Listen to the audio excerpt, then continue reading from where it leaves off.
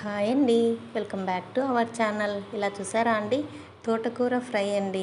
బాగా పొడి పొడిగా టేస్టీగా ఈజీగా ఎలా తయారు చేయాలనో చూసిద్దామా. చపాతీలేకి, జొన్న రొట్టెలేకి, రైస్లేకి అన్నిట్లేకి బాగుంటుందండి.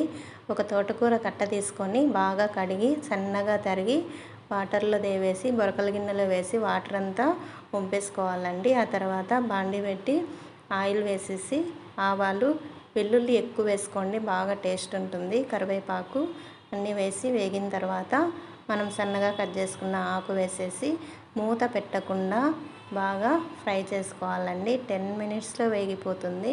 తగినంత ఉప్పు, పసుపు వేసుకోండి.